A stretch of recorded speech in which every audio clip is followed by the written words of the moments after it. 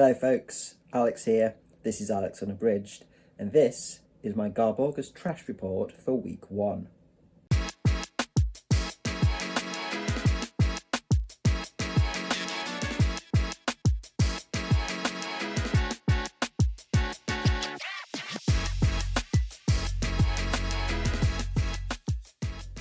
So welcome back to the channel if that is the case. First week done of GarbAugust, and week 1 of course was category romance or men's adventure, or in my case and men's adventure. So yes, I only read one men's adventure, I have to say. The rest was category romance. I happened to find myself in a bit of a category romance mood. So that is the majority of what I have read. So I will get straight on into the books that I got through in a moment. But first, I've decided that in addition to doing my usual kind of scorings for books, you know, on the scale of 1 to 5 in terms of how much I personally enjoyed something, you know, very subjective, I am also introducing for GarbAugust some trash level markers, if you like, in terms of how trashy I felt a book was. And these don't necessarily kind of coincide with how good I thought it was. These are just very much how trashy I thought it was. So it could have been a terrible book that was really, really trashy, or a fantastic book that was slightly less trashy. And the trash markers are as follows. For the least trashy of books, they will be awarded a bronze trash panda. For middling trashiness, books will get a silver trash panda, and for the trashiest of all trash, they will get a gold trash panda.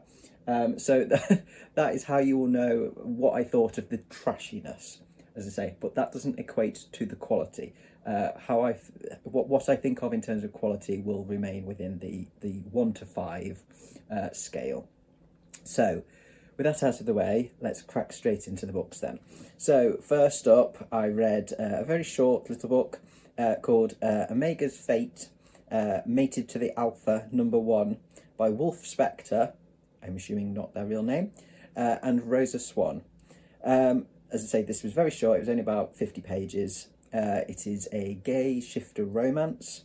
It's kind of one which is kind of a first time sort of thing where a human goes to a mating ball, hoping to hook up with a female alpha werewolf, but ends up sleeping with a dude instead, an alpha male. Kind of a sort of, you know, realization that they're gay, and it ends with male pregnancy. This is a 2 out of 5 on my ratings scale in terms of what I thought about it. So that equates to kind of like meh.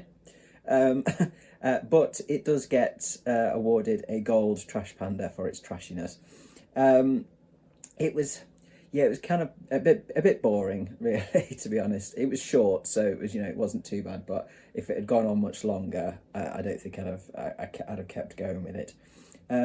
The language was, the writing was kind of quite simplistic, I think, and it was a bit cheesy at times. You know, it's got a bit of smut in it. It's very kind of it's quite stereotyped in terms of werewolf type stuff, but there wasn't actually any wolfy stuff in it. We're told that these people, that, you know, some of these characters are werewolves. But we don't see any kind of shifting, any changing. It's everything's done in human form, so it might as well have not been, you know, in terms of its first part. I'm assuming that as the series goes on, you get some shifting, but for the first book, in terms of it, you know, it's kind of a standalone in terms of, you know, it's the first. It's sold as a separate entity. There isn't any shifting in it. So yeah, and the male pregnancy stuff, I'm just not a fan of that. Yeah, I'm just not a fan of that concept, that idea. So that's not necessarily a quality thing or whatever. That's a my enjoyment thing. It's just not for me. So yeah, wasn't horrendous, but it's just very meh. just didn't really kind of do anything for me.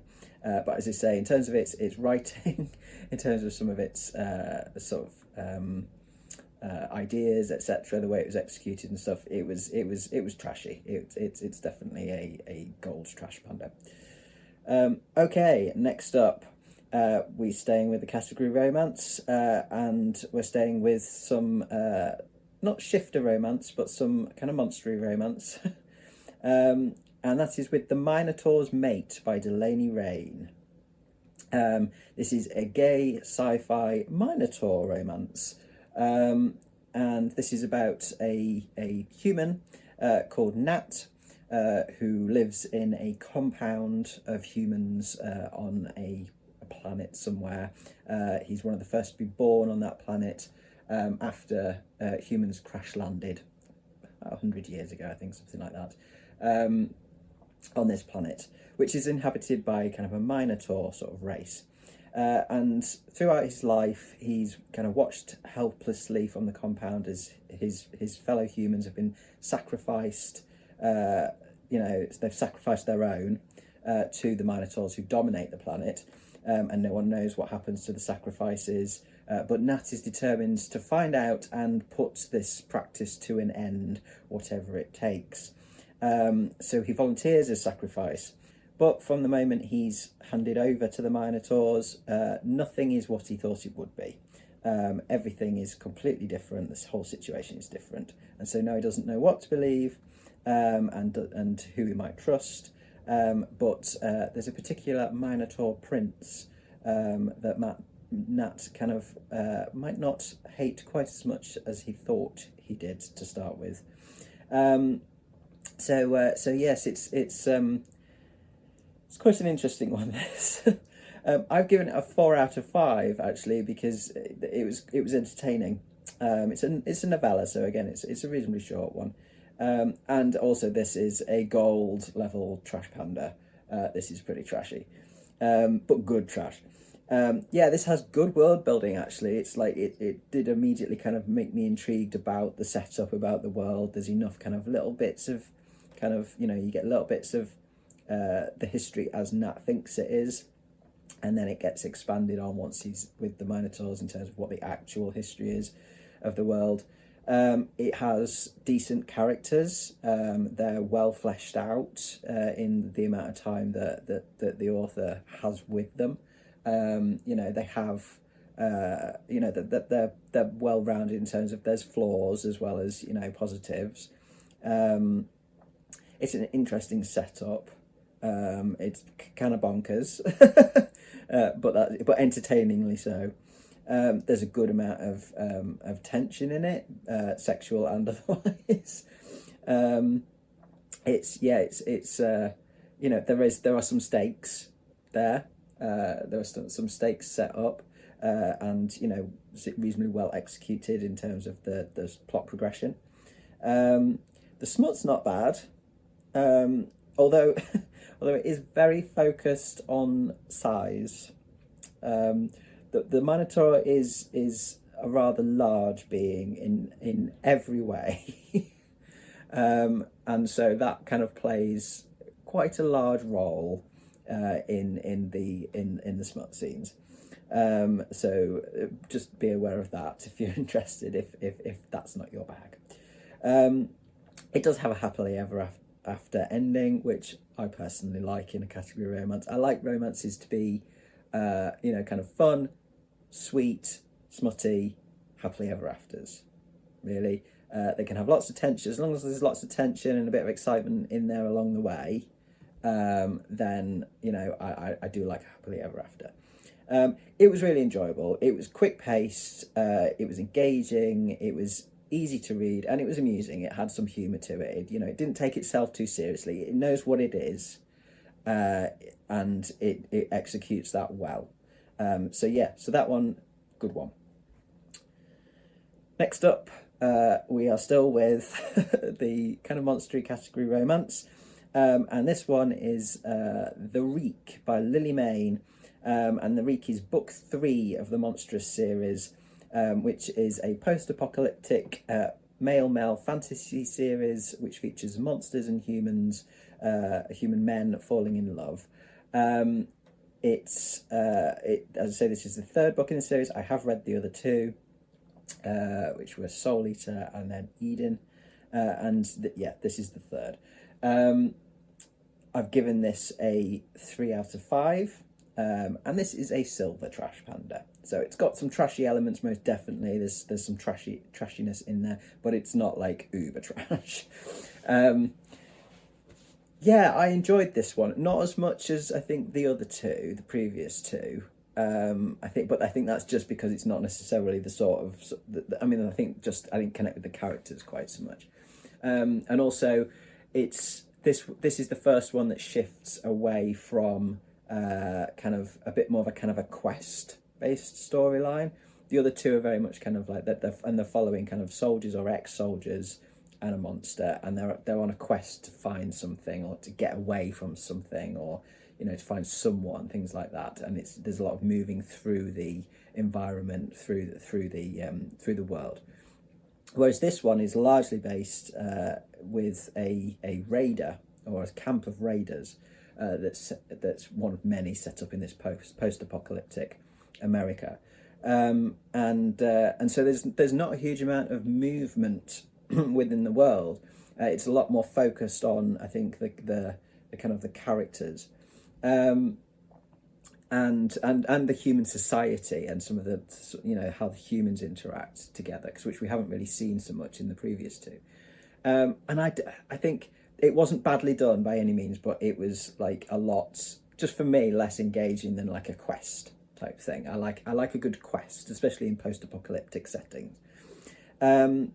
But it's as with the other two, characters were interesting. The kind of the monster lore was interesting. The world lore was interesting. It still expanded that kind of sense of, as I say, history of what happened and what is still happening in this world. Started introducing other characters, which I am assuming will probably come back in later on into the series. I think there's 7 books in the series. Smut, again, decent enough. Kind of a bit more. I think probably a little bit more vanilla than some of the others, but I think that's purely by virtue of the fact that the monster in this case is physically slightly more human or humanoid physically than previously speaking. So it was just different, and as I say, it was kind of it's a much sweeter kind of coupling. I think this one. It's a little bit more kind of based around sort of anxieties and sort of things like that. So it's as I say, it wasn't bad. It just was less interesting to me on the whole as the previous two. Okay, moving away from monster romance, the next one is Starting from Scratch, which is book 5 in a series called Housemates by Jay Northcote. I haven't read any of the others, but I don't think I needed to be honest. And this one is about a romance relationship between a queer trans guy and a queer cis guy. And this is real world. This is very, very real world. This is about a guy called Ben who's transgender and has come back to university after being on hormones for a while and having had chest surgery. But his new housemates don't have any idea of his history, and he would like to keep it that way. So he's the one starting from scratch. He feels like he's finally getting his life back on track, properly on track, except in the romance department. And he's, kind of excited and exhilarated by the prospect of dating guys as a guy, but also kind of quite terrified about, having to disclose this secret if he wants a boyfriend. And his interest, the love interest there, is a guy called Sid, who's kind of very much more confident than Ben, and kind of normally gets what he wants and things like that, and kind of charms his way through Ben's defences essentially, and helps him kind of come to terms with his helps Ben come to terms with kind of his body, if you like, and kind of together they kind of get this confidence. It doesn't matter to Sid that Ben's trans, and it's quite a sweet story, I have to say. I've given this a 3 out of 5. This was good. It's a bronze trash panda, this one. It's not that trashy, I wouldn't say. It's on the least trashy end of category romance. It's decent. It deals with a fair few things that I can definitely relate to as a transmasculine person.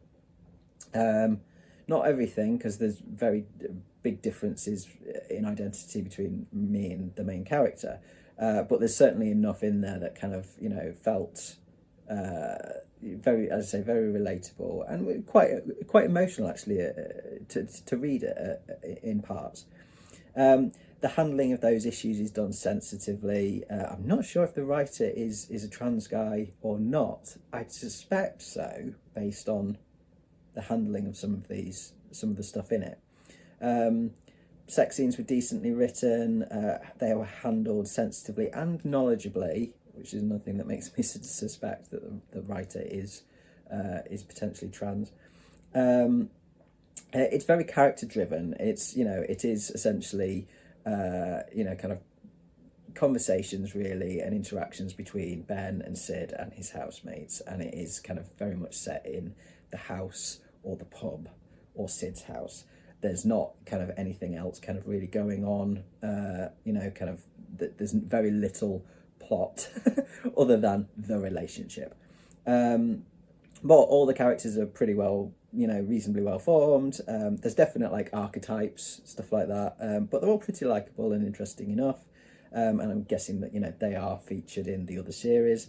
But it was just really good to see quite a down-to-earth romance between a trans guy and a cis guy. It's something that, as somebody from, that side of things on the transmasculine side, that you don't see a huge amount of. And it's certainly not in the kind of the category romance stuff. And yeah, it's good. It's really good to see it. Okay, next up was my first DNF. And that was Trashy Foreplay by Gemma James. I'm not going to rate this because I didn't get far enough into it. I just wasn't feeling it at all. It kind of starts with sort of a woman whose relationship has just broken up because she cheated on her partner, although they were on a break technically. And it seems like it was quite a toxic relationship, and and then she meets a guy on a plane. She's kind of running away essentially, trying to start a new life. And on the plane that she's on, she sits next to a guy who is on his way home to confront his cheating wife, and sparks fly. I got a little bit further than like the first few chapters. I probably read about 50 pages, something like that. But I just wasn't feeling it. It was just leaving me cold. So I DNF'd it. So as I say, I won't. It's not fair to kind of rate that when I've not read that much of it. But yeah, just to say, wasn't for me. Okay, to the men's adventure then. Briefly before I return to category romance. So I read The Executioner: Assault on Soho by Don Pendleton. And this is, I'm not sure, book 8, maybe book 7, book 8 in the Executioner series.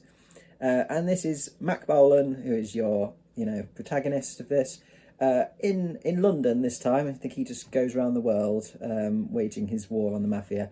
And so, yes, he's in London this time, continuing that war as a one-man army against the mafia, and also getting drawn into a somewhat sordid scandal involving an underground BDSM sex club. So yeah, this is a 3 out of 5. This was enjoyable. This wasn't bad at all. When I first started it, I thought, I'm not sure I'm going to like this, but actually I did. I will also award this a gold trash panda. It does have a lot of markers of trash for men's adventure, I believe. But yeah, when I first started it, it was kind of, you know, the first one of the first action scenes was very kind of like descriptive, heavy, about guns, all the different sorts of guns, and I don't care about guns. I certainly don't care about, you know, all the different types and descriptions of them and the, you know, ammo that goes in them and all that kind of stuff. I don't care. So that's very blah to me. So I thought, oh, I hope it's not going to be like this all the way through. But it wasn't, fortunately. It did amuse me somewhat in terms of how it seemed so easy for Matt Bolan to get off the ferry from France and get through customs whilst carrying a Beretta. So yeah, so you had to kind of suspend your disbelief a little bit. But yes, it was good action throughout though. Once you got away from that kind of slightly this slight overemphasis on the gun talk in the first scene. It was very Austin Powersy at times, and I appreciated that. It was kind of I for the movie running through my head as I kind of read this. I cast Steve McQueen as Mac Bolan because I needed somebody to kind of imagine, especially in sort of comparison to and contrast to some of the kind of the very sort of stereotyped Brits, the kind of the military types, and you know the references to the coppers as well, to the CID. Things like that. There was a lot of stereotyped characters, but they were funny. That, you know, there was, some of them were very tongue in cheek, but they were good. You know, they were amusing. There was, you know, a decent amount of tension and suspense. You know, there was, as I say, there was some excitement there. There was some intrigue there in terms of this kind of scandal involving this sex club. And kind of some, you know, kind of murders that happen there, which aren't mafia related, or sort of tangentially mafia related. The mafia names and dialogue I found highly amusing. That was really good. And yeah, there was a bit of sexual tension. There was a bit of kind of a love interest in it, but there were no like really horrible kind of cringeworthy sex scenes, which I appreciated. So well done, Don Pendleton, for not making me go ooh. So yeah, really enjoyable. I would probably read another one from this series for another GarbAugust. I doubt I'd pick them up outside of GarbAugust, but for, you know, kind of a month of reading trash, I would certainly go back into this series. They are amusing and they're very quick read. I read that in like a couple of hours. Okay, back to a couple of category romances then to finish off. The first one is actually a DNF. This one was Nothing Special, Book 1 by E.E. Vere. This is set in the Atlanta Police Department, like the Narcotics Squad apparently, and is a gay romance novel, one of I think 5 possibly. This was an audiobook as well. Yeah, I won't rate this with a you know a score because I didn't finish it, but this deserves its award of Gold Trash Panda without a doubt. It is extremely like alpha male kind of, you know, sort of dialogue, setup, all that kind of stuff, characters. You know, I expected more action from this because it's kind of, you know, it's set in the police department. It's the narcotics squad. It's, you think, ooh, raids and all this kind of stuff, you know. But actually, there's very little, very little from what I read. I read about 3/4, or listened to about 3/4 of it. There's a lot more sitting around drinking coffee, doing paperwork. There's quite a lot of sitting around having banter. The dialogue is very, very cheesy, and quite cringeworthy at times as well. The smut wasn't great. It was a little too blatant to be sexy, I think, for me. I'm not a fan of euphemisms by any stretch of the imagination, but there's a way to write smut that isn't, that's like, a middle ground.